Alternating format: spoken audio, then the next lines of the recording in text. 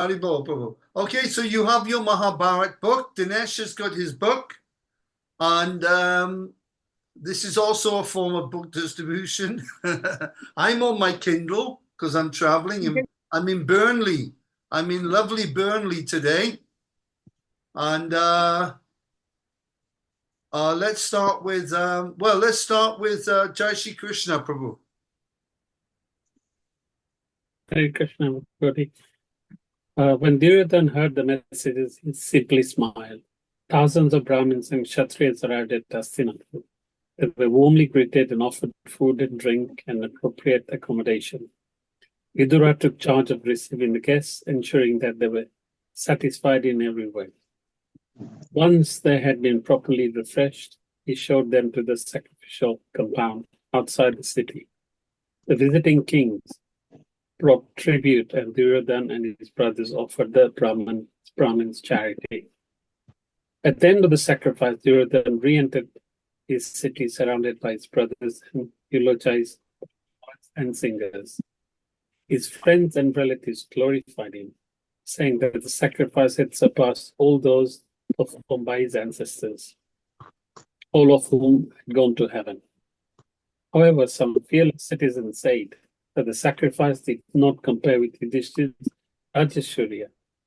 Although Duryodhana heard these comments, he did not respond.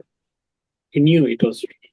Rajasuya had been the most opulent and splendid ceremony he had ever witnessed. His had come nowhere near its magnificence. Karna saw his friend again, becoming pensive. Placing his arm around the prince, he said, "O best of the Bharatas, by good fortune, your sacrifice has been successful. This is only the beginning. When the Pandavas are slain in battle, you will then complete the Rajasuya. I look forward to again glorifying you at that time." Duryodhana embraced Karna and thought of Rajasuya. "O Guru," he said, "when shall I celebrate the best of sacrifices, the Rajasuya, after killing the wicked-minded Pandavas?" Thank you, Prabhuji. Yeah, so just to cap on what's been going on for Trilokanath Prabhu and for Shamamai. Trilokanath is with us. He's living in Sussex, and he's disciple of His Holiness Bhakti Sridhar Swami Maharaj. And he's been a member of ISKCON for, 46, 47 years. Many years he's been preaching, and he was part of the drama troupe at the Bhaktivedanta Manor, the original one with Bhumadev and Sripati Parivita. And he's also a wonderful musician, very nice guitarist and singer. And he's with us tonight on special invitation.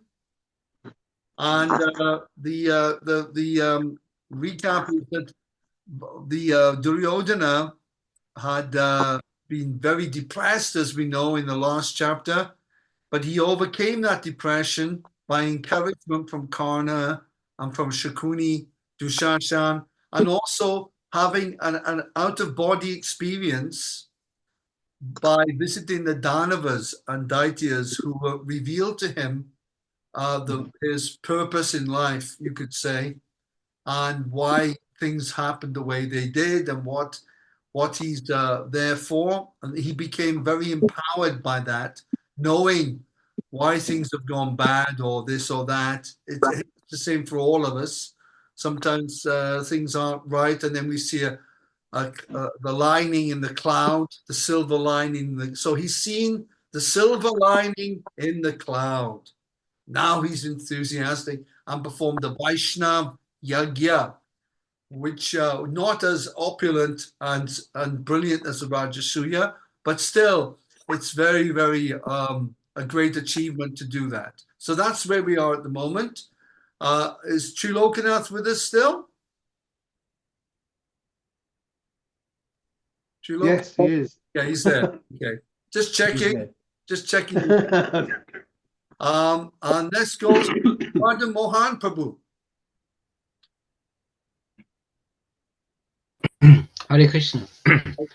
So, Duryodhana embraced Karna from there, yeah? Yeah, you can carry on from there. Okay. Duryodhana embraced Karna and thought of the Rajasuya. O Kurus, he said, when shall I celebrate that best of sacrifices, the Rajasuya, after killing the wicked-minded Pandavas? Karna stopped walking and spoke gravely. Hear my words, O king. As long as I have not killed Arjuna, I will not taste meat or accept luxuries. I will give to anyone anything they ask of me. When asked for charity, I will never say, I cannot give. Dhritarashtra's sons cheered to hear Karna's vow. They considered the Pandavas already slain. As the handsome Karna strode powerfully into his palace, just as Kuvera enters his abode, the Kauravas all praised him. The Pandavas also heard about Karna's vow. Bhima and Arjuna sneered, but Yudhisthira was alarmed. Thinking of Krishna's impenetrable natural armor, he knew Karna could not be slain. Yes, it Karna, was sorry. Karna's impenetrable armor. Yes, sorry. Yudhisthira brooded on the situation. He had brought on all their hardships and dangers. Out of their devotion for him, his brothers now accepted miseries they did not deserve. Soon they would face great danger in the battle with the Kuru heroes. Who would be assisted by Karna? Who would be assisted by Karna and the other powerful warriors? Yudhisthira fell into anxiety day and night, remembering the gambling match and the harsh words of Karna and Duryodhana. He felt as if a lance had pierced his heart. His brothers and Draupadi, seeing his condition, also felt pained. Enraged at the Kauravas, they longed for the time when they could at last confront them in battle.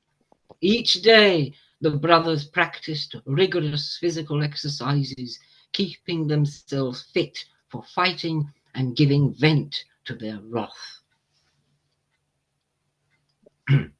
In the final months of their stay in the forest, Vyasadeva again came to see them. Yudhisthira worshipped him with devotion and then sat before him to hear his words. Seeing the Pandavas lean and anxious, the sage was moved to compassion. In a voice choked with tears, he said, O foremost of men, no man, however experience unmixed happiness, everyone experiences happiness and distress in due course. A wise man, therefore, becomes neither joyful nor grief-stricken. He does not indulge in happiness or give way to sorrow when each arrives. Rather, he practices asceticism to attain the eternal happiness born of spiritual realization. From asceticism comes the greatest happiness, not from improving our material circumstances. Foolish persons seeking material enjoyment by any means obtain births as beasts in their next lives. They never enjoyed happiness, O king. Your practice of asceticism, although difficult, will lead to your ultimate welfare. Thank you, Prabhuji. That's lovely. Just to mention that the Kindle version is slightly different from the book version, and the online version, the database, is also slightly different. So you'll notice a few words are different here and there. And of course, Karna is saying a very controversial statement at the beginning of that section. Who can remember that? About giving up meat. He said he won't take a vow not to eat meat or accept luxuries. Yes. until he So slain it Arjuna. it is considered definitely in the world and in India also that meat, if you eat meat, you're wealthy, you're enjoying luxury food. In World War II, my mother tells me that when she was evacuated from her home in Liverpool, it got bombed by Mr. Goring's boys, and the food they were eating were vegetables and basic food stuff, and no one could afford to eat meat. Meat is a very considered a very opulent food. So here Karna is also stating that he won't eat meat. So can anyone shine some light on this controversial point? Yes, Damodar Prabhu. Hare Krishna, Babuji. I think the meat eating, even now or in those days, was only allowed to Kshatriyas, not to anybody else. Because Kshatriyas, they need energy, see. And even marrying twice as well, or thrice, was only allowed to Kshatriyas. Because their children they will themselves die in the wars and things like that. So they needed more children, so they needed more wives to have more children, you see. And meat also was allowed only to Kshatriyas. That's why I don't know whether it's luxury or not. Obviously, Kshatriyas were kings and all, so they could afford that, as you said. Yeah, So, I can't see Karna having a big plate of steak and chips. Personally, I can't see him picking into a steak and chips, but I can see him eating possibly mutton or some other deer. Deer was very popular, and of course the Kshatriyas would go hunting themselves, and if you kill the animal yourself and prepare it, you know, then there's some leniency there. Anybody else can shine light on this point?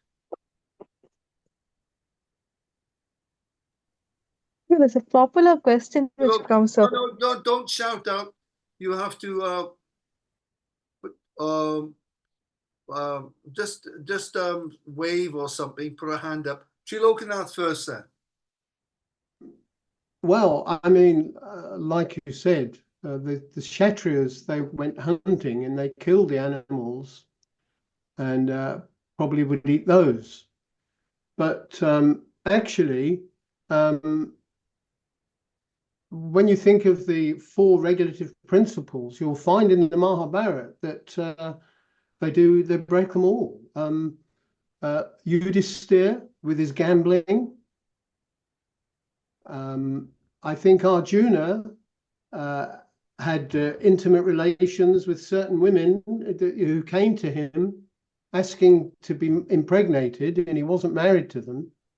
And I don't know if in that circumstance the woman then becomes your wife in those days.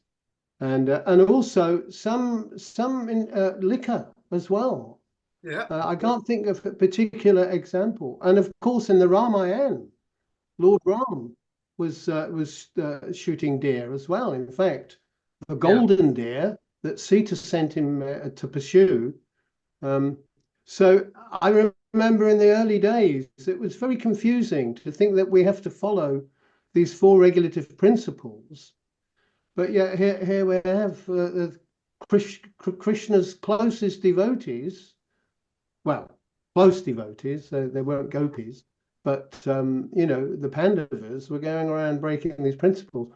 But of course, for us, these four regulative principles are underpinned by the four pillars of Dharma, So that is why we don't do these things. So it's sort of difficult to understand, though, why they would eat meat. Yeah. Because while they're, I suppose if they're in exile in the forest, then I don't know how much choice they have. There's certainly fruits and berries. But all I can say, they did eat meat. I don't know if they did a lot. They ate what they caught, killed themselves. And we are not to imitate them. Yeah, they are very powerful personalities. And of course, it's Dwapara Yuga, is different rules in that age. And in Kali Yuga, the age of quarrel and hypocrisy. We tend to, I couldn't, there was no Tesco, Sainsbury's with the whole line of dead chickens and animals slaughtered. There was none of this ghastly scene going on there at that time. Okay, well, thank you for that, Prabhu. Let's welcome Sushil from Sutton Coldfield, my neighbor. Krishna. He's not my next door neighbor, but he's a pharmacist, and he lives about 2 or 3 miles, three or 4 miles from my home. And he invites many devotees to his home for program. There's his father, Hare Krishna. Hare Bol Bapuji. Hare Krishna. Hare Krishna. I call him the Maharaj. Maharaj. So, In fact, I'll send you. I've got a program. I'll tell you it soon. I've got a program coming. So, Sheil, what page are we on, Jai Shri Krishna Prabhu? Page. Jai Shri Krishna will tell you.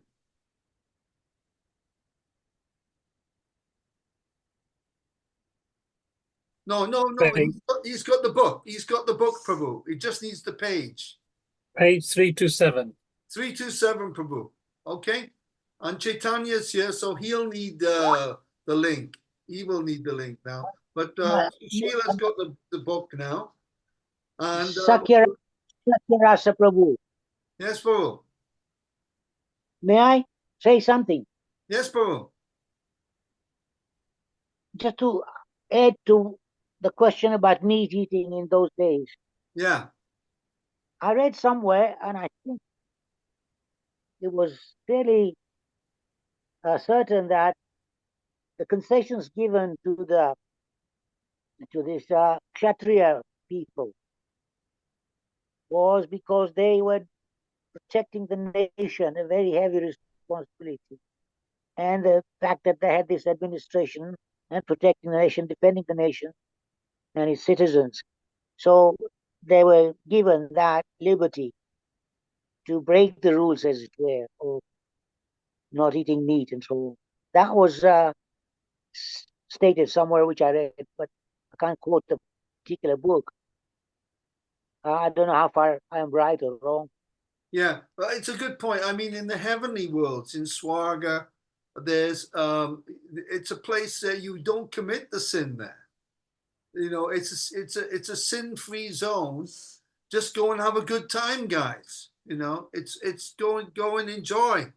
There's so much lovemaking and so much free intermingling, and there's loads of things going on in the heavenly worlds. But that's the rewards for the materialistic people until, of course, you read Bhagavad Gita chapter 9, text 21, where Krishna described Shinya Punya Martya Lokam Vishanti. Vishanti means, again, coming down. And when the punya is up, again, we have to come down and we have to suffer ignorance, suffer the whole, earthly life, which is full of all kinds of sufferings, again and again and again. So that's our position. So let's carry on with Dinesh Bhai. Hare Krishna, Dinesh.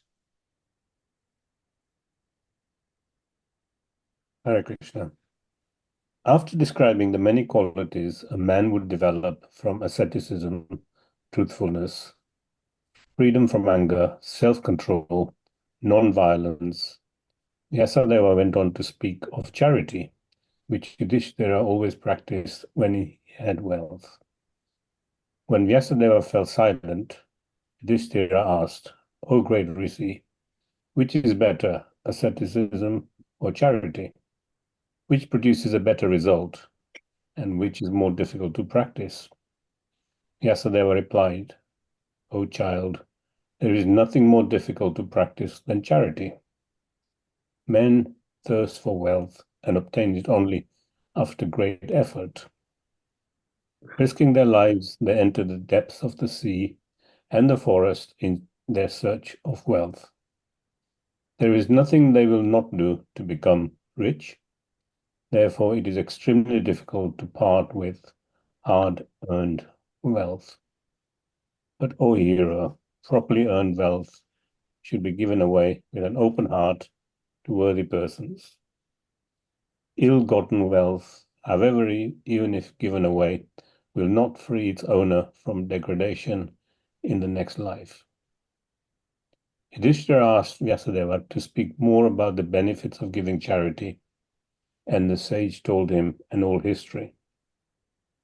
There had been a poor man named Mutkala, who had attained the supreme spiritual abode simply by his practice of giving charity to Brahmins.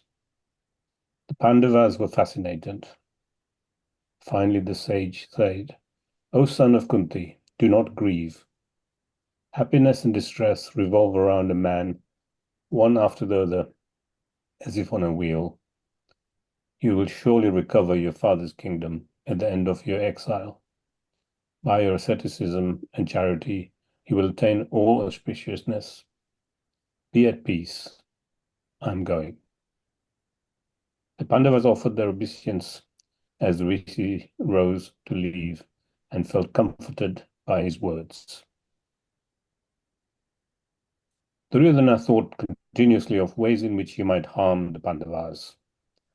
He consulted with his brothers and Karna, trying to devise a means to overcome the brothers before they returned from the forest. While he was considering different plans, the ascetic Durvasa happened to visit the city. He had with him 10,000 disciples, and he came to the royal palace asking for food for all of them. The sage was famous for his anger. If he were not served properly, he would quickly curse the offender. He would also test his hosts to the limits of their patience, wanting to see if they adhered to their religious obligations under all circumstances. Fearing that his curse would be brought upon them by some incompetent servant, Duryodhana served Durvasa personally. With all humility and gentleness he could muster, he carefully ministered to the sage's every request, acting like a menial servant. Thank you very much, Prabhu. Thank you very much. Let's go to Shama Mai. Hare Krishna. Thank you. Durvasa was unpredictable. Sometimes he would demand that a meal be prepared immediately, but when it was fetched, he would go away to bathe. He would then return after a long time and say, I will not eat now. I am no longer hungry. He would rise at midnight and call for food and other attention, often criticizing the food and service he received. Duryodhana served him without complaint and remained attentive to the rishi's every wish. Durvasa was pleased with the prince. Just before leaving, he said, "You have served me well. I will grant you a boon. Ask from me whatever you desire. If it is not opposed to religion, I will satisfy you at once." Duryodhana felt as if he had received new life. He had already conferred with his counselors as to what boon he should request if Durvasa should ask him. Thus he replied, "O Brahman, just as you have been my guest, so you become the guest of Yudhishthira in the forest. He is accomplished and well behaved, and he is a great king, the best and eldest of our family. He therefore deserves to receive your blessings. You should go to him when his entire family has finished eating and are preparing to rest. You will then be well received by those pious men." Durvasa replied, "I will do as you ask." He then left with his disciples, heading for Kamyaka. Duryodhana punched the air in joy.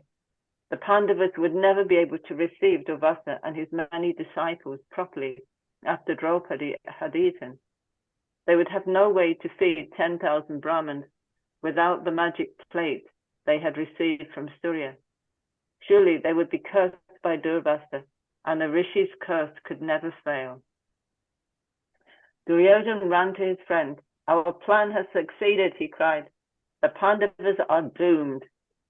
He embraced Karna, who said, "By good fortune you have fared well and fulfilled your desire. By good fortune your enemies are cast into an ocean of misery, difficult to cross. Through their own fault, they now face great danger. Laughing and clasping each other's hands, Duryodhana and his counselors rejoice. Wow, what a mentality. What a mentality to have. So much wealth do I have today, and I'll gain more according to my schemes. He is my enemy, and I have killed him.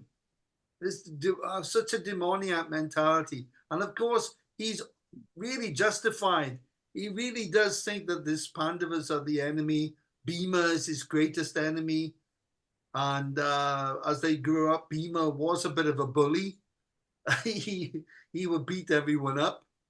But for him, it was fun. It was no malice. But Duryodhana, he became so angry and envious to Bhima. Tried to kill him, of course. Let's continue with Damodar Bilas, Prabhu. Thank you, Prabhuji. Hare Krishna. Some days later, Durvasa arrived at Pandava camp just after Draupadi had eaten. Leaving his disciples on the outskirts of the camp, he walked in alone and appeared before the brothers. They all immediately stood with joined palms. Seeing the famous Rishi standing before them, they fell to the ground in respectful obeisance. Yudhishthira offered Durvasa an excellent seat and worshipped him with all attention. Durvasa then said, I am here with my 10,000 disciples, and we need to eat. We have been walking all day and are hungry. O king, please arrange for our food. We shall first take our bath and then return for the meal. Yudhishthira said, so be it. And Durvasa left for the river with his disciples. After he had gone, Yudhishthira expressed his alarm. How could he possibly feed that many people? Draupadi had already eaten, and the mystical plate would not yield more until morning. Yudhishthira asked his wife if she could do anything. Draupadi, who always thought of her husband's welfare, began to contemplate the problem. Her only hope was prayer. The princess thought of Krishna and prayed, O Krishna, Lord of the universe, O destroyer of your devotees' difficulties, O unlimited and all-powerful one, please hear my prayer. You are the refuge of helpless, the river of endless boons to all beings, the unknowable and all-knowing Supreme Person. Kindly protect me. I seek your shelter, O Lord, as you formerly saved me from Dushasana and the assembly, so please save me now from this difficulty. Krishna was in his palace at that time, lying on his bed with Rukmini. That mysterious person, whose movements are unknown to all, heard Draupadi's prayers. He immediately rose from his bed and, leaving his wife, ran from the palace. Within a few moments, he was standing before Draupadi, who fell at his feet with tears in her eyes. O Krishna, we face a great danger from Durvasa's curse. What can be done? Thank you, Prabhuji. Thank you, Thank you. Rashni. One question I have, Krishna is with Rukmini. Now, Rukmini's in Dwarka. Her palace is in Dwarka in West Gujarat, Solasen, and of course in the ocean.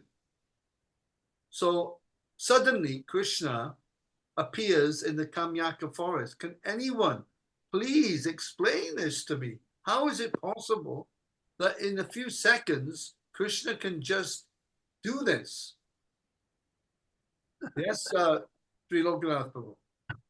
Well, as it says here, he can run very fast, but also he's the Supreme Lord and he's omnipresent.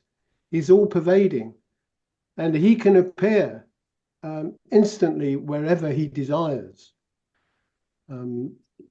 So I think that is basically it. He's always everywhere. Okay. So if you want to manifest somewhere, then he will. May I? Yes, Rajni Bhai? Yeah, my take on your question is Krishna, he's got a spiritual body, and that body doesn't face any friction. It can instantly be anywhere, not even in seconds, in milliseconds, microseconds.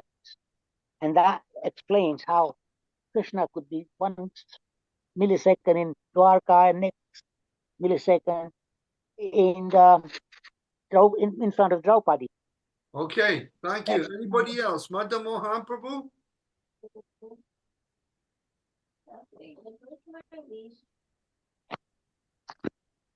Well, I don't know.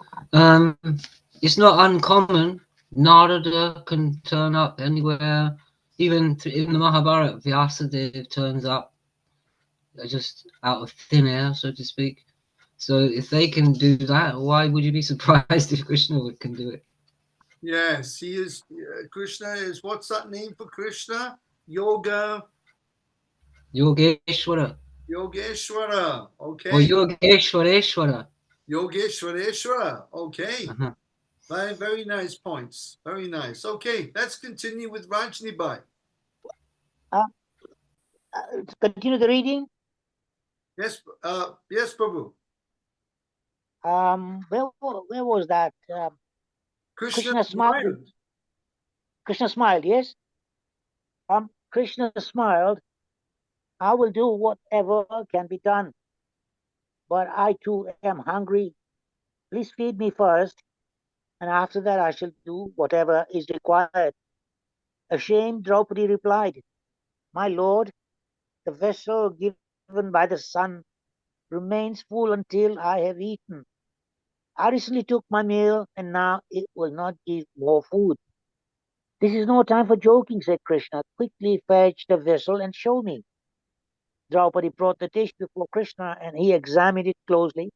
In one corner he found a particle of rice and vegetables stuck together, and he ate it at once, saying, "May Lord Hari, the soul of the universe, be satisfied with this food, and may the Lord of all sacrifices be pleased." Krishna then turned to Sahadev and said, "Go quickly and bring the ascetics here and feed them."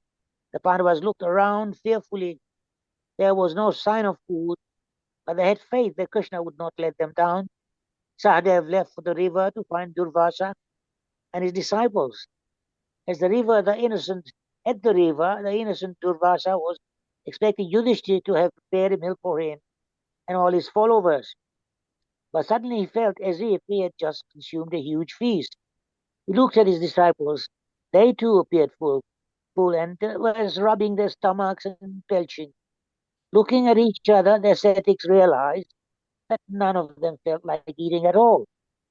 Durvasa said to his disciples, "We have uselessly made Yudhishthira prepare a meal for 10,000 men and done him a great wrong. Will not the Pandavas destroy us by looking upon us with angry eyes? O Brahmins, I know Yudhishthira to be possessed of great powers. He is devoted to the feet of Lord Hari, and I fear such men. They can consume us with their anger as fire can consume a bale of cotton. Let's therefore depart quickly from this place before they see us again." Although he was a powerful mystic yogi, Durvasa knew that power was nothing compared to that of those devoted to the Supreme Lord, who always act swiftly to protect his devotee. He recalled a previous incident when he had upset another devotee of the Lord. At that time, he had been placed in great difficulty and had almost lost his life.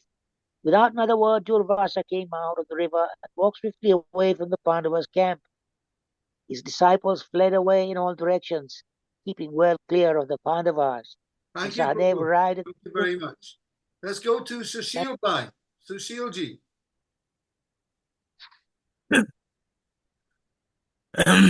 Okay. When Sahadev arrived at the river, he found no one there. A few water pots and pieces of cloth were lying around, but there was no sign of aesthetics.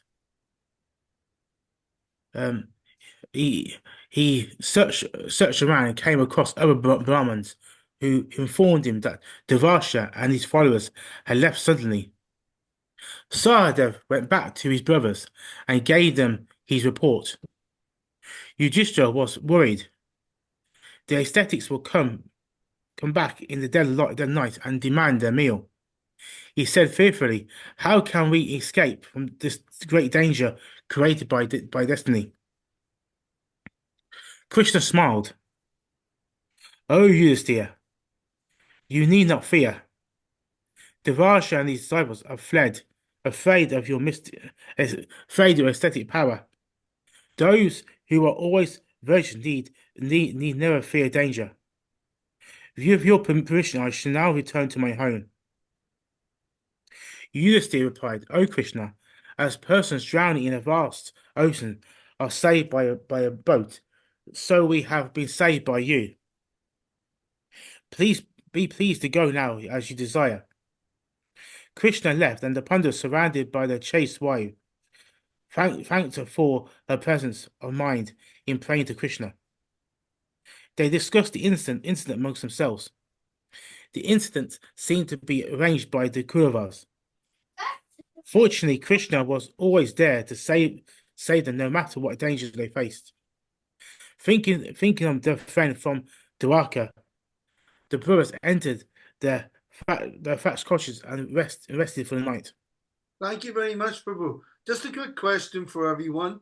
Earlier on,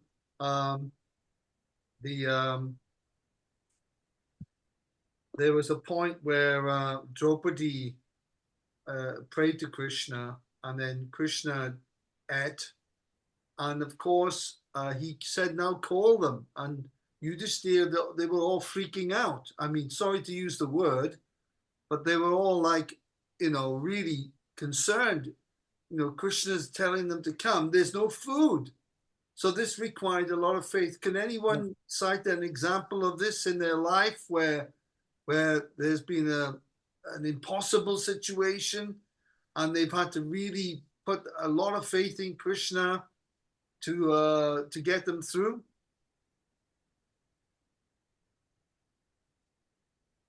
Well, yes, Rajni Bhai.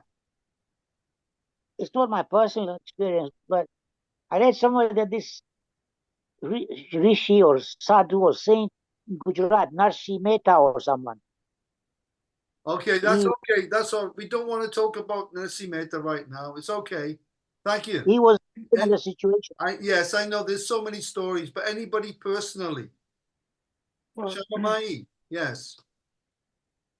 Well, when I lived near Inishra, Hare Krishna Island, well, some years I was living like on the island, on the mainland. Then, because the conditions were so austere with 2 children on my own, I moved into the town, but it was too far from the devotees. So after 6 months, I just, I can't do this. I want to be near Krishna and the devotees. So we went back over the summer holidays for the kids off school, and I prayed on Radhastami to Radharani, just do whatever you have to do to get me back here. And then I said, "Oh, what have I done?"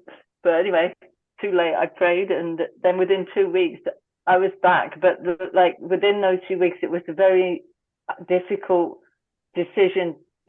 Like an opportunity came, but it was going to be again a big austerity. So get another trailer in the middle of the field with no electricity. I didn't even have running water at that time. But I remember the night, I was going to go and get this trailer, like 300 pounds.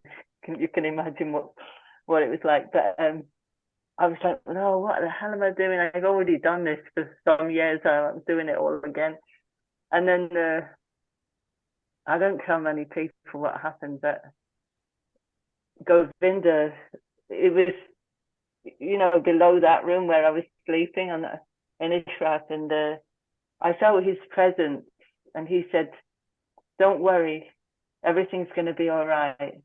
Don't worry." He said it 3 times. I thought I was hallucinating, but then after the 3rd time, I said, "Hang on," but I could, anyway, I won't. I thought I could see he was there, right? I could see his beautiful face, like he said, don't worry. And he put his hand here, and then I went ahead and did it. I went back and forth, but I did it like in the middle of the field with the two kids. And after that, so many things came from that. Yeah. Anyway, thank you for sharing that. Yeah, I'm sure we've all got some experiences of having to put almost blind faith into Krishna.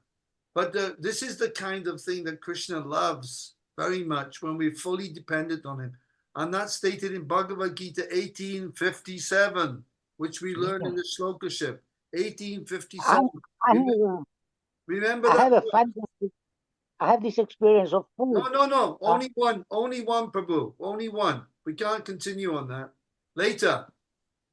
All right, let's go to Chaitanya, Prabhu. Wait a minute. Can I ask a question, Sakya? Yeah, Prabhuji? In what we just read, it said about Durvasa.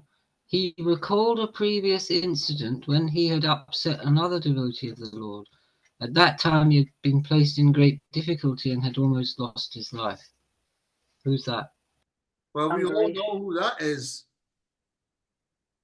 Ambarish Maharaj. Ambarish Maharaj. Yes. Thank you for that, Prabhu. Prabhu, Yes, I have a question. No, I have a question. Just a minute, Prabhu. Let's just read a bit more and then we'll come to your question. Don't forget your question. Let's just continue reading. We don't want to go too much off. I'll come back to the question in a minute. Chaitanya, Prabhu. Hare Krishna, is that chapter 33, yeah? Yeah. Starting that. Right. About a month after the incident with Durvasa, the Pandavas were out hunting together. They had left Draupadi at the hermitage under Dhumaya's care. While they were gone, the king of Sindhu, Jayadratha, passed that way while traveling to Salva's kingdom. Seated upon a royal chariot, he came to the outskirts of the Pandavas' ashram and saw Draupadi gathering flowers. The king at once fell in love. The beautiful Draupadi, her dark complexion, framed by bluish curls, shed luster on the woodlands. As she bent over to gather the wild forest flowers, Jayadratha was captivated. He said to his son Kotika, "Go and ask this lady her name. Find out if she is an Apsara or a daughter of some god." Jayadratha was on his way to marry King Salva's daughter, but upon seeing Draupadi, he lost all interest in that other princess. No other woman could ever match the beauty of this forest lady. Go, Gotika, and find out why this lady loiters in the forest full of wild beasts and thorns. She will have me as a lord, then I will consider my life successful. The prince jumped down from the chariot.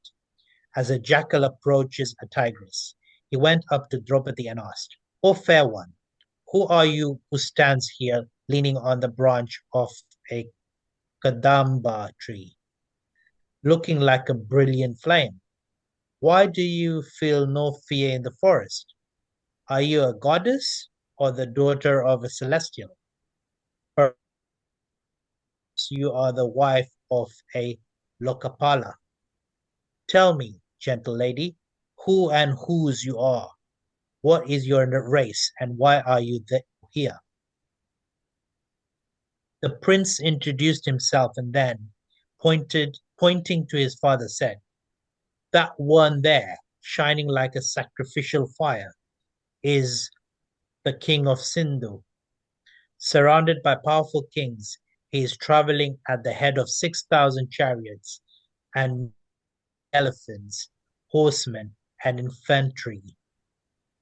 Like Indra amid the Maruts, he is journeying amid his friends. He is gazing upon you, O thin-waisted one." Draupadi stepped back and pulled her cloth over her head. "O prince, It is no proper for me to speak to you here. The ordinance dictates that a woman should never be alone with any man other than a husband. Under the circumstances, however, I will tell you who I am. I am the daughter of King Drupada and the wife of the 5 heroic Pandava brothers. My husbands are now out hunting, but they will return soon. You should tell your father to dismount from the chariot and wait for them. Yudhishthira is fond of guests and will doubtlessly offer you a fitting reception. Thank you, Prabhuji. Draupadi turned and walked. Chana Ravinda Prabhu, thank you. Turn your sound on, Chana Ravinda Prabhu.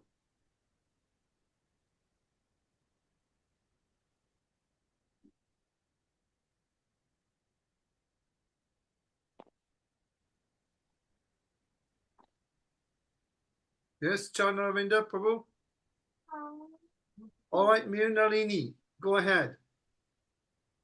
Draupadi turned and walked back toward her cottage, leaving Kokita standing by the Kadambari. So Draupadi was very deep. Then returned to his father and told him what she had said. The king replied, "Why have you returned unsuccessful? I must have that woman. Now that I have seen her, all other women seem to me like monkeys. My mind was entranced the moment I saw that princess. You will have to take her by force, dear father. She will surely not come willingly." Jayadratha got down from his chariot and went with his son and several other kings towards the Pandavas' hermitage. Like a pack of wolves entering a lion's den, they went into the ashram and saw Draupadi standing there. In a silky voice, Jayadratha said, "Is all well with you and your husbands, O queen?" Draupadi answered that everything was well, then said, "Is all well with your kingdom, treasury, and armies? Are you justly ruling the prosperous countries of Sindhu, Supira, and all others brought under your sway? Dishna will soon return and offer you refreshment. For now, please accept this water to wash your feet, and be pleased to wait for my husbands." Draupadi pointed toward several large pitchers of water standing by her cottage. Jayadratha smiled. "All is well with us, O fair-faced one, but we have no interest in food and water." He stared at Draupadi as he continued to speak. "I wish to take you with us. Why do you remain attached to Kunti's fresh sons? They have lost all their prosperity and are forced to dwell in the forest. Woman of good sense does not devote herself to a fallen husband. Your husbands have fallen from their dignity and have lost everything. You need not share the Pandavas' miseries. Oh, you of beautiful hips, renouncing them, become my wife and share with me the kingdoms of Sindhu and Supira." Draupadi frowned and retreated a few steps. She felt pained to hear Jayadratha's speech. "Are you not ashamed to speak in this way?" she retorted. "How dare you address me thus?" Draupadi's face flushed and her eyes turned crimson. Her voice rose to an angry shout. "Oh, fool! How dare you insult the illustrious Pandavas, each of whom is like Indra himself? They all abide by their duties and never waver in battle, even with the celestials. The wise never criticize men who practice devout penances, and even if they are impoverished, impoverished,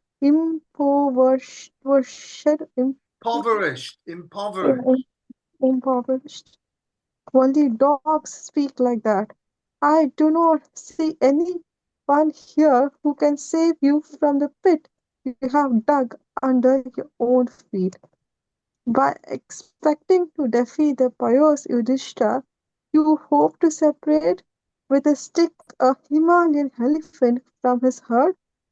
Out of childishness, you are rousing a sleeping mountain like a plunk a hare from his and a lion. You're rousing a sleeping mountain lion to pluck a hair from his face. You will have to flee with all speed. When you see the ferocious Bhima, when Arjuna returns, you will not know which way to return. You're inviting these two heroes to an encounter is like a fool trampling on the tails of two enraged and venomous kobolds as a bamboo bears fruit only to perish, or as a crab convinces only to die, so shall you meet your end when you lay your hands upon me. Thank you very much. Let's go to Trilokanath, Prabhu. Jayadratha laughed, enchanted by the sight of the furious Draupadi. I know all this, so Panchali replied derisively. You cannot frighten me with your threats. I am born in a royal line, endowed with opulence and power. I consider the Pandavas inferior. Therefore, mount my chariot and come with me. Do not speak so boastfully. Draupadi was horrified. Why does this fool take me to be powerless? She cried. Even Indra could not abduct me. Even if he tried, Arjuna and Krishna, riding upon the same chariot, would follow and destroy him. What then of a weak human? O king, when Arjuna releases his deadly arrows, you will see your entire force destroyed as dry grass is consumed by fire. Beholding Bhima rushing at you with his upraised mace, and the twins ranging on all sides, vomiting forth their anger, you will then be sorry, as I have never proven faults to my husbands even in my thoughts. So those men will destroy you. I do not fear you, wretch. Draupadi looked away from Jayadratha. She knew that by her own ascetic power she could reduce him to ashes, but she did not want to be drawn to violence by Jayadratha. Her husbands would deal with him soon enough. There we go. Thank you. Thanks a lot. Let's go to Madhu Mohan Prabhu.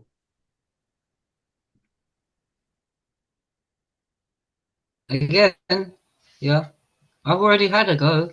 Yeah, I have another one. You're on top of him. You're on top of him there. Okay. Jayadratha stepped forward and seized the princess by his arm. She cried out, "Do not pollute me by your touch," and called out for Daumya. Jayadratha took hold of her upper garment, but she pushed him back with such force that he fell to the ground. Jayadratha sprang back to his feet, his face flushed with anger. He grabbed Draupadi and dragged her to his chariot. Daumya suddenly appeared and rebuked Jayadratha. "You cannot seize this lady without defeating the Pandavas, O king. You should observe the Kshatriya's ancient custom. Truly, you will reap the results of this wicked act when the heroic Pandavas return."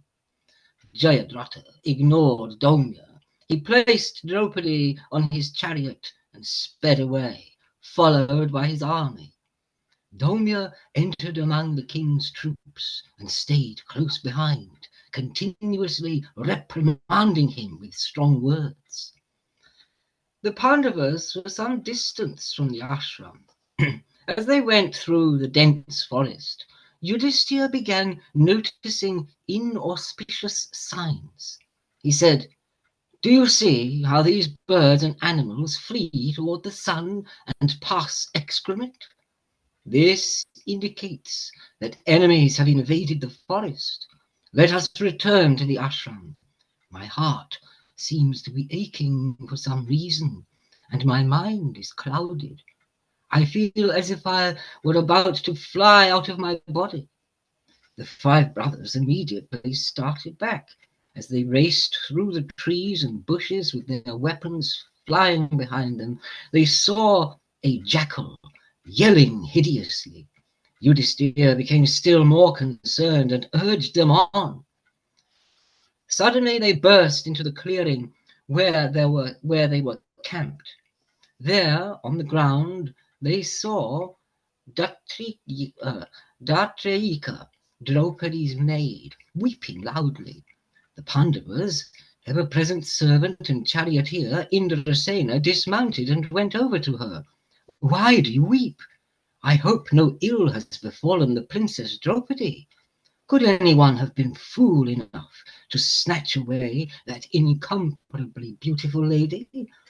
Dharma's son has become so anxious that he is ready to go after her, even if she has entered the earth, soared to the heavens, or gone to the bottom of the sea. Who today will fall to the earth with his body pierced and torn by arrows? Do not weep, gentle girl, for Panchali will come back this day and be reunited with her lords." Thank you, Prabhuji. Okay, Dinesh, go ahead, Prabhu. Rubbing her face, the maid said, disregarding her 5 Indra-like husbands, Jayadratha has carried Draupadi away by force. See there the trail left by the wretch and his followers. It happened not long ago. He cannot have gotten very far. Dratyayika looked up at the Pandavas and said, "Quickly give chase, my lords, lest Draupadi be violently overpowered and, being beside herself, gives up her person to an unworthy man, even as sacrificial oblation might be thrown onto the ashes. Do not let the ghee be poured onto an unigniting fire of chaff, or the sacred garland thrown into the crematorium. Let no mean man touch with his lips your wife's brilliant face, as the soma juice might be licked up by a dog through the priest's inattentiveness." Yudhishthira said, "Go to your hut, gentlewoman, and govern your tongue. Kings and princesses who are puffed up with their power soon come to grief." The brothers immediately went after Jayadratha. They twanged their bows and breathed the hot sighs of furious serpents. Soon they saw the dust raised by Jayadratha's army. Coming near the soldiers, they saw Daumya wailing.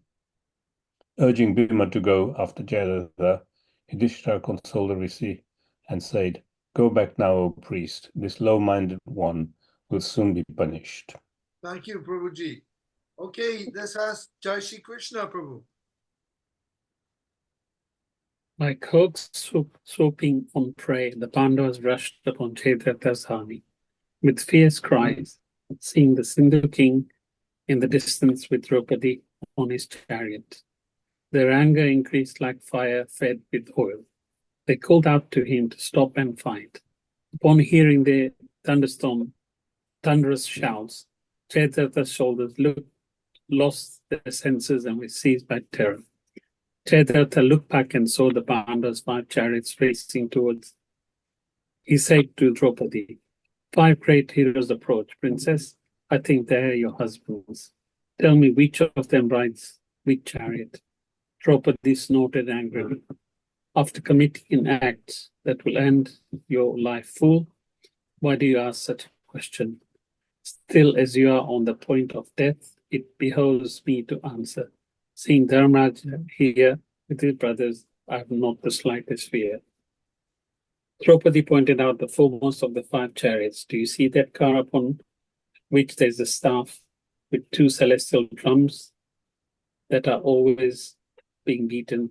There you can see a lean man, the color of pure gold, with large eyes and high nose. That is Yudhishthira. He is merciful even to an enemy who seeks his shelter. Therefore, put down your weapons and fall at his feet if you wish for your own safety. The princess then indicated the chariot to Yudhishthira's right. The one seated on that car, who has long arms and is as tall as the sal tree, is biting his lips and contracting his brow. That is Rikodara. His strength is superhuman, and the earth knows him as Bhima. Those who offend him cannot leave. He does not forget an enemy, but always takes revenge, and even then he is not pacified. Draupadi went on to point out Arjuna, who rode by Yudhishthira's left. He who blazes like fire, who is always firm in battle, who never commits a cruel deed, who never relinquishes virtue out of fear, lust, or anger, and who can face any enemy, that is my husband, Dhananjaya. Behind Yudhishthira, you see the twins on the golden chariots. Here comes the religious Nakula, who is loved by his brothers as if he were their own life. He is an expert swordsman, and today you will see him cut your troops down like wheat. By his side is Sadev, the youngest and favorite of all Pandavas. His wisdom and eloquence are without compromise. That intelligent hero, so dear to Kunti, would rather enter fire than say anything against religion or morality. Thank you, Prabhuji. Damodar Bilas, Prabhu. Thank you, Prabhuji. Jayadratha looked alarmed.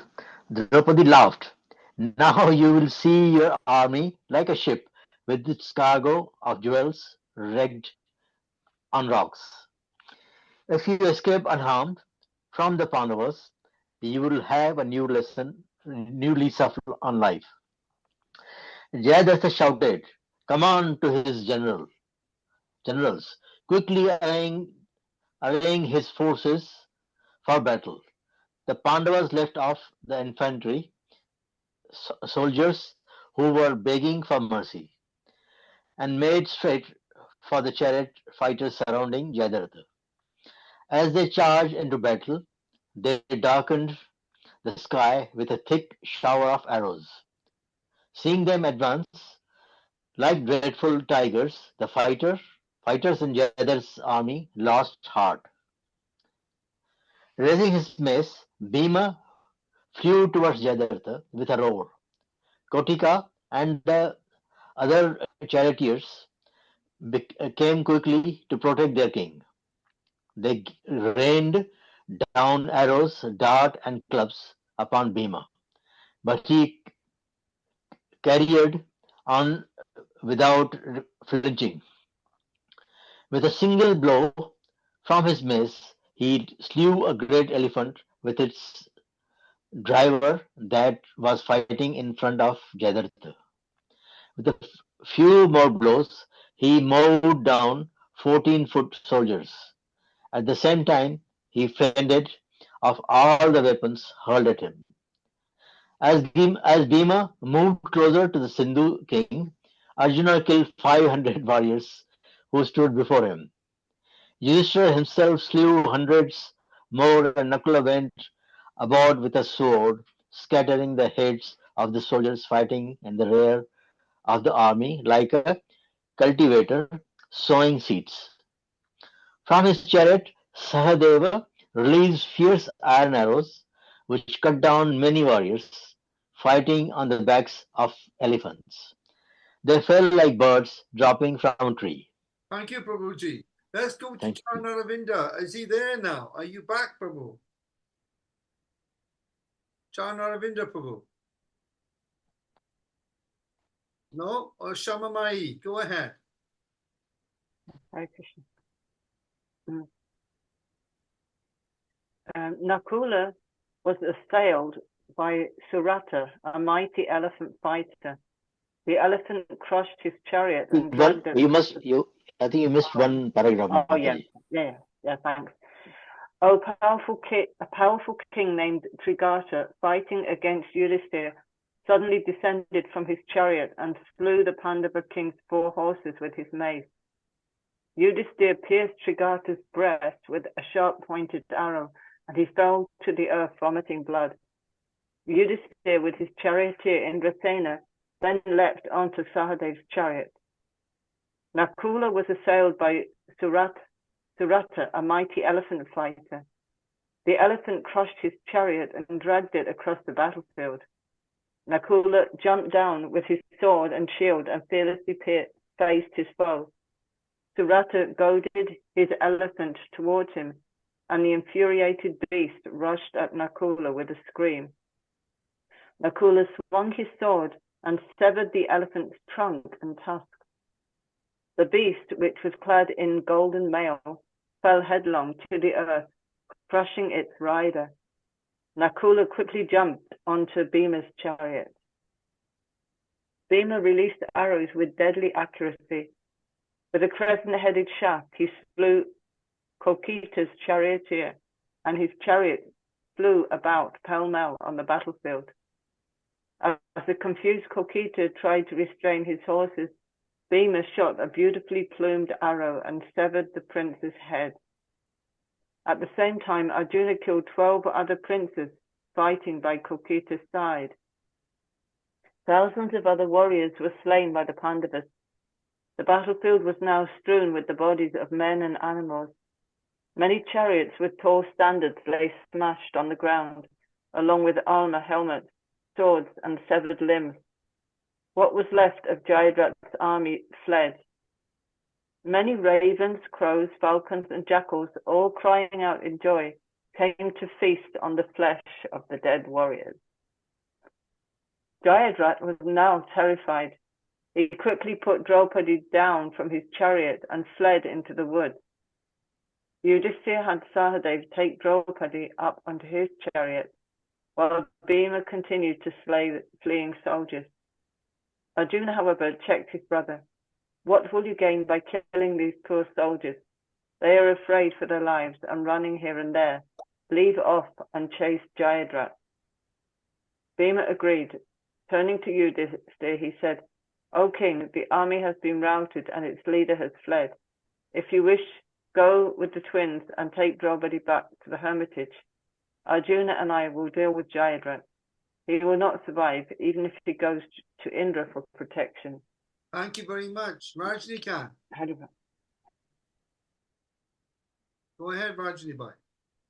Yeah, Yudhishthira replied, O mighty armed one, you should remember that he is the husband of our sister Dushala, Gandhari's daughter. Therefore, do not kill him.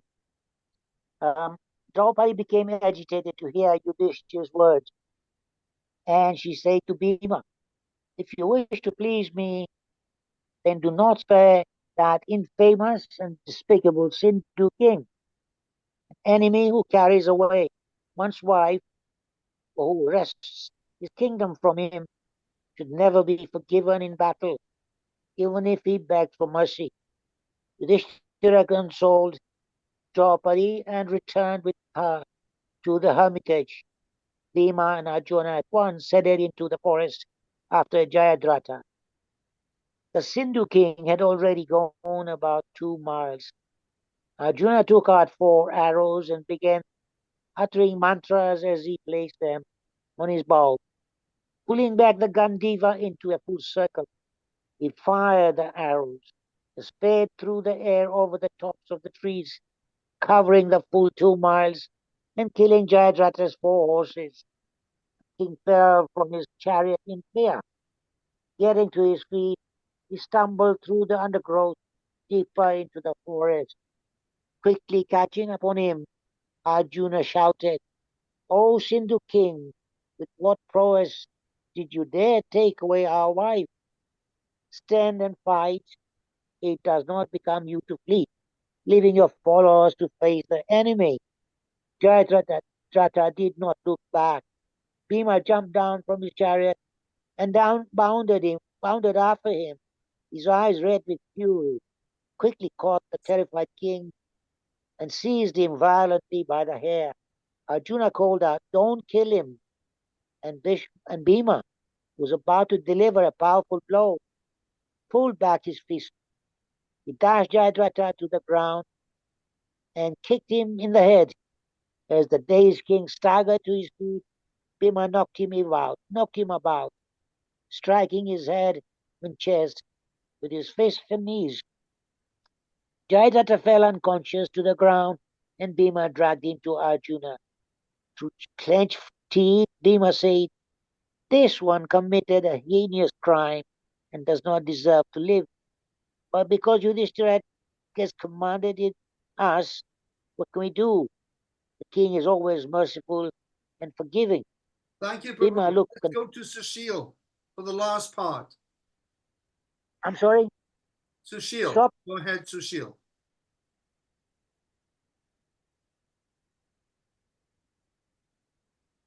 Turn the sound on, Sushil.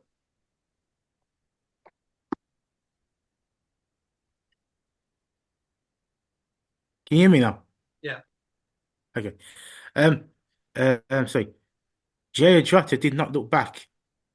Bhima jumped from his chariot and bounded after him. His eyes red with fury. He quickly caught the terrified king and seized him violently by the hair. Arjuna called out, "Don't kill him." Bhima, who was about to deliver a powerful blow, pulled back his fist. He dashed Jayadratha to the ground and kicked him in the head. We've already read this, Prabhu. We've already read this paragraph. Sorry. Start with the next paragraph. Bhima looked. Sorry. Bhima looked contemptuously at Jayadratha, who was returning to consciousness. The Pandava considered how best to punish him. He took from his quiver a razor-headed arrow and shaved off Jayadratha's hair, leaving only 5 tufts. For a Kshatriya, such treatment was tantamount to being killed. It meant that he had not. It meant that he had been defeated and humiliated at the hands of a more powerful enemy, but left with his life. It was better to die in battle than to suffer such humiliation. And Jayadratha was consumed by shame.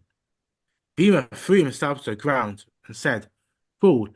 If you wish to live, then listen to my words. From now on, wherever you go, you must announce yourself as Pandava, as a Pandava slave. This is a set of the custom." Jayadratha sat on the ground with his head bowed. So be it, he replied, trembling. Bhima pulled the king up and pushed him towards Arjuna's chariot. "Get aboard," he ordered. "We will take you to Eustace to receive his command." They rode back to the hermitage and found Eustace seated amid the Brahmins. Bhima dragged Jayadratha down from the chariot and had him bow before Eustace.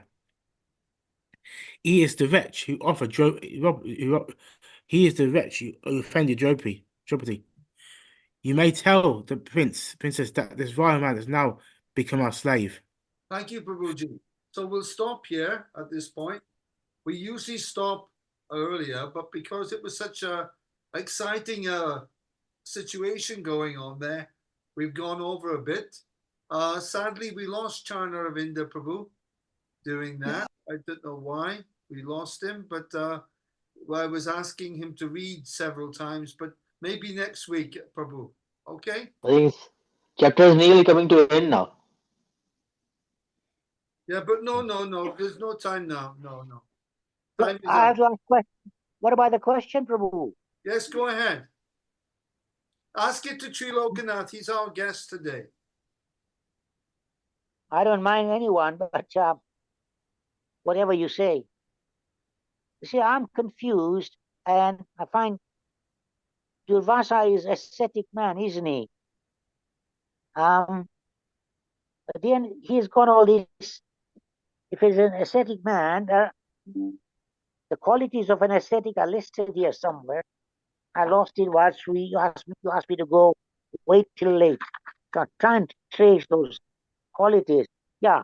So here it says, after describing the many qualities a man would develop from asceticism, truthfulness, freedom from anger. I stress that. Freedom from anger. Self-control. Another one I stress. Non-violence. So this Durvasa guy, he doesn't appear to possess any of that, and yet he's an ascetic. Truthful. Well, he's got no freedom from anger. He's not full of anger, no self-control. How does this guy be classed as ascetic? Temperamental, unpredictable. Thank you. Sorry? Thank you, Prabhu. That's your question. Well, I think actually Durvasa did have self-control. Apart from his big problem was anger. And you'll find many stories in the Bhagavatam where Durvasa Muni is getting angry with someone. And how best to think of this? Perhaps it's some kind of Leela, and it's his service to show the glories of the devotees that he gets angry with. So, for example, when he got angry with Ambarish Maharaj, that revealed to us how much Lord Vishnu loved Ambarish Maharaj, and sent his Sudarshan Chakra after him. So, for sure, Durvasa was always getting angry, and I don't think he's the only one, actually, in the stories in the Bhagavatam. No, Agastya, he cursed Nahusha to become what did he become? A snake, a giant snake? Yeah, and Daksha, he did some, displayed envy and insult to Lord Shiva, didn't he? Yeah. So my question then is, Prabhuji just explained that Durvasa is prone to get angry frequently. How does he get away from Krishna, seeing this guy's unstable brain, mind? Go ahead, Damodar. Especially towards the devotees of Krishna, the great devotees of Krishna like Ambarish. I think you're being a bit insulting to Durvasa because you don't understand his position in the whole play. It's not just this guy, he's an incarnation of Rudra. That's it. Like That's Dattatreya, Soma, and Durvasa, they're the incarnations of Vishnu, Brahma, and Shiva, respectively. And so he has a role, Durvasa Muni, to quell the pride of people. It's usually their pride that he's crushing. Occasionally he comes unstuck, as with the case of Durvasa. But there aren't any other cases. Usually it's part of the whole episode that Durvasa will give a curse. And he's an incarnation of Rudra. So the anger is there as well. But it's not nice to say, oh, this guy, he's like that and like that. He's an avatar. I understand that. It's not nice to say that. I haven't read as much as you have, and I admire you for that, and I respect you for that. And I respect you for correcting me. But my first impression is of such a volatile man. As I said, my ignorance. His prerogative, like he said, it's his particular service is to quell the pride in others. And he thought the same with Maharaj Ambarisha when he drank water to break his 1 year fast. He thought that this person now is disrespecting me. Now he should also become the recipient of my anger. Not necessarily anger, but my reprimand. To reprimand, you see, to chastise. Which means the intolerance, is that it? He's a Tejangsha. He's called Tejangsha of Rudra. He's actually an empowered expansion of Lord Shiva. And in the Rudra form, Shiva's also displays anger. So he's an exceptional personality. And if you go through the first part of the Srimad Bhagavatam, you'll go through certain chapters, divine, and what's it called? Divinity and Divine and demonic. no, the first chapters of the Bhagavatam in the first canto, and Srila Prabhupada, he describes various characters in the Mahabharat and various rishis, who they are, Domya, Lomasha, and Prabhupada explains who they are in I don't know which chapter it is, I've forgotten it now, but he goes through many of the. Do you remember these this chapter? Does anyone remember? Yeah, is it the second chapter? Divinity. I remember that. Divinity and something it's called, I think. I can't quite remember now. It's chapter 2 of the first canto, and it's called Divinity and Divine Service. Ah, there you go. So if you spend a little time on that chapter, Rajni Bhai. What is it? Chapter? Can you? What was it? Chapter 2, first canto. Yeah. Well, Srimad Bhagavatam, is it? Yeah. And Prabhupada explains little paragraphs of who that person is, who this, and it's very enlightening who these characters are in the Mahabharata, because that part of Srimad Bhagavatam, first canto, is more or less an expansion of Mahabharata. There's so much of the Mahabharata, Dhritarashtra quits home, etc., etc. There's a lot of the Mahabharata in that first canto, and it's a nice read. It's a very interesting read, and I would highly recommend that. So that's chapter 1, chapter 2, canto 1, chapter 2. Chapter 2, yeah. Divine Thank you, ability and divine qualities. Very nice. Service, yes. So, any other points before we conclude? Well, I just wanted to mention that actually Durvasa Muni was, if you like, involved in Vishnu's Leela.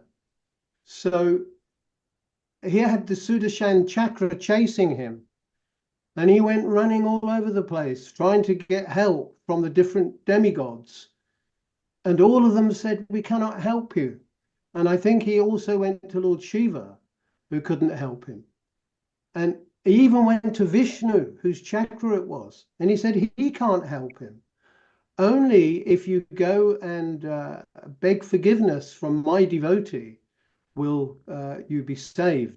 So there's something for us all to bear in mind, that if we commit Vaishnava aparad or offend a devotee, the only way to get away from the reaction to such a sinful activity, such an aparad, is to get is to beg forgiveness from the devotee. So yeah, so I did it in a picture. Look, he goes to Lord Shiva and Lord Brahma, and they say, goes to Vishnu. He's going, "Yikes, help me," because the Sudarshan's on his tail. And then did you just draw that? I drew it a couple of weeks ago. Well, we do a Zoom reading of Bhagavatam twice a day. So I was listening, but then he's does the Dandavats and Dandavats. Vishnu says, "No, you got to go to my devotee. Go to Ambarish. Sadavo Hridayam Mayam. Sadhunam Hridayam Swaham." We tend to want to go to the top man, you see, to get the forgiveness. Did Ambarish forgive? He says, "Go to the bottom person to get forgiveness." Yeah. So did he get the forgiveness?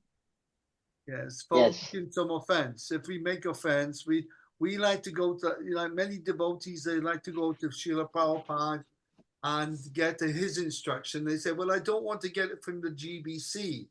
GBC, they don't see him as a higher man. He's his god brother.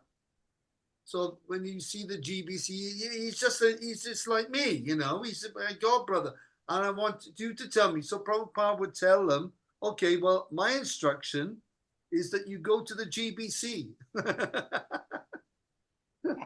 If you want. Prabhu, there's just one extra thing I wanted to say. So, of course, we avoid Vaishnav aparad, but I just wanted to say this is my first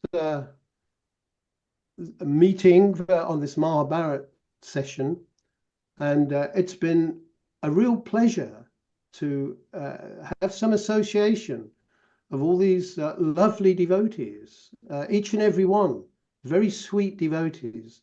So far from being offensive, I'm hoping to praise the devotees. It's the best thing to do. But it's true. It's very nice. Where do you live in Sussex, Prabhu? Well, I live in a place called Hurstpere Point. Oh, it's So not far from Crawley then. It's not far from Crawley, no. And it's close to Brighton as well. So it's probably in the middle between Crawley and Brighton. Yeah. Come along if you can. This Sunday we got Govardhan Puja at Hare Krishna Center in Crawley. Oh, you go to that? Yeah. Yeah. Yes, I know of that. Yeah, I go to, there's a regular gathering on a Friday in Brighton. Yeah. So that's what my wife and I attend normally. Yeah. We have ours on a Sunday at 5. Yes. Yeah. And you have to book it in, right? No, you come along. I thought you had to let Golok and Nanda know you're coming, so they know how many. Well, ideally, yes. But, not an Eventbrite ticket. No. No. But you're welcome. Yeah. Very kind of you, Prabhu. Are you going to have a cow down there in Crawley? Are you getting a cow for the program? Yeah. Are you going to get a cow for the Go Puja? A cow? No, I don't think so. No, but sometimes we can hire a cow and do the Go Puja for the program, which is nice. Wow. So we're going to have a feast, so come along if you are around. For Govardhan Puja? Yeah. Yeah. Very nice. Thank you, Prabhu. Okay, Hare Krishna. Thank you, everyone. Hare Krishna, everybody. Hare Krishna, Prabhu. Hare Krishna. And you're welcome to come anytime, Triyokanath Prabhu. It's an open door for you every Tuesday if you have time. Okay, well, I've got your number now. Okay. Haribol. Hare Krishna. Thank you. Haribol. Haribol. Hare Krishna. Hare Krishna. Charnaravinda. Haribol. All glories to Srila Prabhupada. All glories to Prabhupada. Sorry, you may not have been well or something there. We lost you during that session. But next week, please come back and read. It's good to see Shaya Maya Devi. I remember from the Shloka classes. Yeah. Shamamai, yes, from Shloka classes. That's right. Yes. Sorry for asking too many questions, Yatyarasa Prabhu. Yes, no, it's good, Prabhu. Questions are important. And we have qualified devotees here to answer. Shamamai herself has got a Bhaktivedanta and Bhakti Vaibhava degree in studies in Krishna consciousness. She's a very learned devotee. Very, very learned, Shamamai. Yeah, but I'm just hearing Maya. Yes, I could detect she was a very learned lady. Oh, devotee. Oh, she's a devotee. She's not a lady. She's a devotee. I correct myself now. I think her guru wrote the Prabhupada book, I think. Yeah, she's on a very good level of Krishna consciousness. I can tell you now. I better go now. Goodbye, everybody. Haribol. Hare Krishna. Thank you. Goodbye from the Travel Lodge. Haribol. Hare Krishna. Haribol Rajni. Thank you. Haribol. Thank you for one class. Nalini. From Scotland. She's up in Scotland. Mira Nalini. Och I the new in Scotland. Aye, laddie.